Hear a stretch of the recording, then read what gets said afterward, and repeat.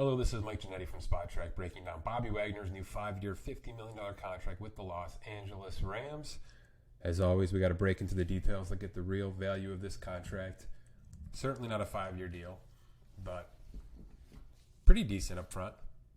$10 million guaranteed at signing. As you can see here, that includes a $5 million signing bonus, a $1.5 million base salary for 2022, and this $3.5 million roster bonus, which fully guarantees in about 3 days and will be paid the 5th day of next league year. It's important because there's certainly some outs here, and for all intents and purposes, I was generous with this potential outline, but you'll understand why I did what I did here in just a moment.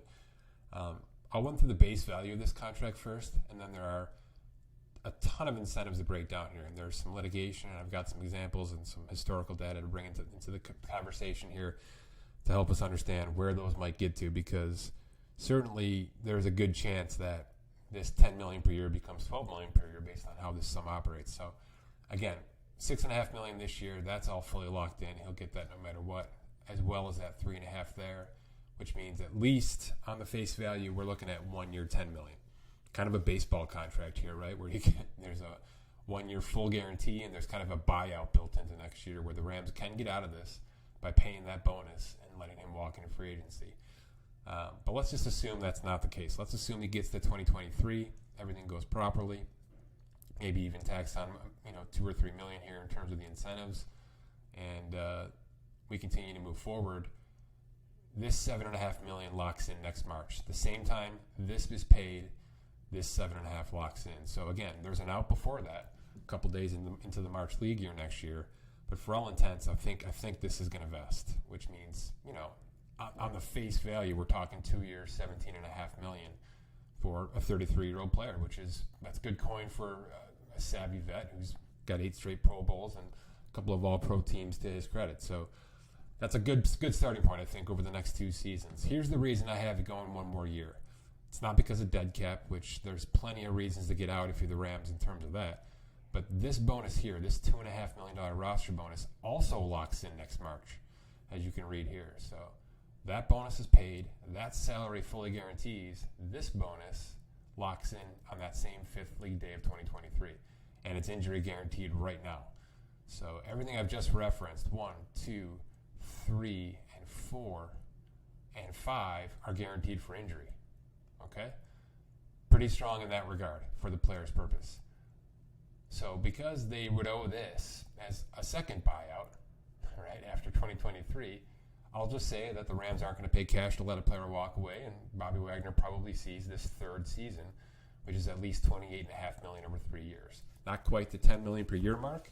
However, I'm going to punt on the last 2 years of this contract because I think it's unrealistic, both from an age standpoint and from a cash standpoint. I think it's just they're fluffy. Let's put them that way. They're very fluffy years. So I'm going to stop after year 3, and I'm going to start digging into these incentives. The big important part of is this $2 million per year annual. There's 3 elements to it. Actually 5, but to start, Bobby Wagner needs to play 90% of the defensive snaps throughout the regular season. According to our numbers and Pro Football Reference's numbers, Wagner had played 89.1% of the snaps this past season, which makes everything here not likely to be earned. However, he's been over 90% regularly in his career, including the past 2 to 3 years prior to last year. So last year was a bit of an anomaly, but with that 17th game, there is more room for error in terms of this. So that 90% number right there makes this not likely in 2022, keeps it off the cap for the Rams. Obviously, they made the playoffs last year. And here's where it gets fun. We're talking 3 different stat categories from a team standpoint. This is point differential.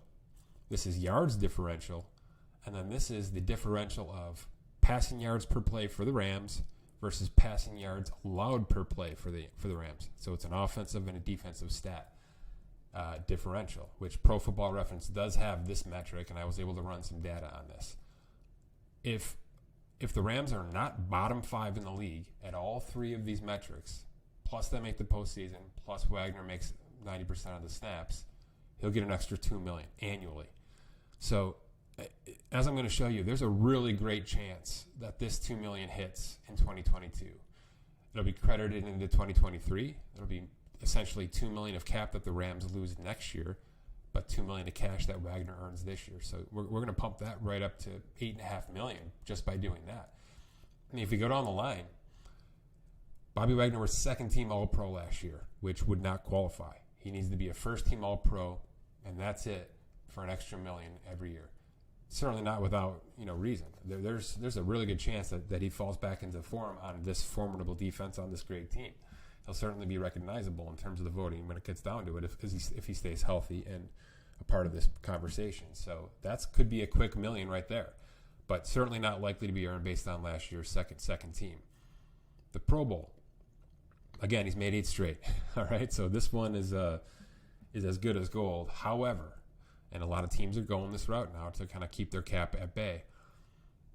If he's an original ballot Pro Bowl entry, which there's a very good chance of this, it's a $500,000 bonus. However, the Rams have to improve in either yard differential or that yards per passing play differential. This is the one I have a bit of a problem with. Now, there's a very good chance that they improve in their yard differential, as I'll get to, and I'll show you right now. It's the second one that hurts, all right? So if I flip over to our nerdy spreadsheet here, the point differential is strong, as you might imagine. These are all, high-profile teams right here, with the Bills way ahead last year. The Rams were 6th. So if we go back to that $2 million bonus, the 5-parter, the Rams just have to be better than bottom 5 in point differential, yards differential, and allowed per passing play differential. So quickly just running through that. They were 6th in point differential. They were 12th in yards differential. And in terms of the passing yards per play versus passing yards allowed per play, not only were they first last year, they were first in this in 2020. Which means there is no room for improvement with this metric from last year, which means that half of that Pro Bowl incentive is completely void, basically. There's no getting better in terms of the ranking. They were first. So in terms of making the Pro Bowl and getting that $500,000, they simply have to improve here. This is the only chance for Bobby Wagner to make that $500,000. They've got to be better than 12th in point and yards differential in 2022 for him to tack on that $500,000 Pro Bowl bonus. Certainly doable. From an ego standpoint, he may be saying, I may be the difference maker to make sure that the yards allowed on the defensive side are lower than last year, and then our differential should be better from the offensive standpoint. So that's certainly a gettable stat category. It's not the worst one I've seen out there, but I hate the fact that this one is basically null and void for 2022 because they were first last year. Not the biggest deal in the world, but it's $500,000 you'd like to see the player get. There's no question about that. The other caveat here, and it's the final point I'll make, is if he hits the 90% threshold and they make the postseason, or he hits the Pro Bowl selection, so 90% of snaps plus a playoff berth, or 90% of snaps plus a Pro Bowl selection in 2022 and 2023. These things have to qualify. The rest of this contract, 24 through 2026, becomes a player option. He can opt out of it, hit free agency at age 33 and a half, and get himself back on the open market for a new contract. So he has that prerogative to cancel this contract after 2023 if he does Bobby Wagner type stuff, plays enough snaps, gets his team to the postseason, and or makes the Pro Bowl, which, again, he's done quite a bit over his career. So there's a lot of little caveats that make this an interesting contract. I wouldn't say it's the strongest, most stable 5-year contract we have on the books right now, but because of the player's age, there's going to be some downfalls with that kind of stuff. You're not going to see 33-year-old players, lock in 3 years fully guaranteed. Just my personal preference, I would have liked to see all of this fully guaranteed at signing. So could you have gotten 17.5 fully guaranteed at signing? That, plus the bonus? Probably, but he's doing a little betting on himself here. And by the way, this was self-negotiated. Another one of those players who's taking the onus on himself, which you love to see. He's putting a little bit of this on himself. I'm going to make the $2 million in incentives. I'm going to do everything I've always done over the past couple of seasons, including making my snap count to make sure this happens. There's an outside chance I get the $1 million here if I do what I'm doing, and there's a really good chance I do what I'm doing here and get an extra $500,000. So let's just assume that $2 million plus $0.5 million gets tacked on here. Now you're talking $9 million. Now you're talking $9 million this year with another $3.5 million to go next year. And the good thing about this from a cap perspective is these will never be likely to be earned because the Rams will consistently have to improve their rankings here, right? That's why these team improvement stats kind of continue to work. If he hits 90% snaps next year and everything else here goes as planned, this would become likely to be earned. So they may have to do some refactoring on that from a cap perspective. But the Rams are saying, oh well to that, because A, they're getting remarkable cap coverage this year and value this year. And that salary cap next year is expected to rise to $230 million-ish. So an already $12 million cap on that is nothing. If it rises to 14 because of some likely to be earns, they'll handle that. They'll deal with that, and they can also do a little bit of a restructure on that 7.5 or just that 3.5 and push them down the line to make this a little bit friendlier for them next year. So again, I'm being a little loose with the 3-year potential out, but because there's some guarantee mechanisms that allow these roster bonuses to vest early, I'm basically just saying there's a pretty good assumption that this player, who can be this productive, isn't going to be let to walk away with cash in hand.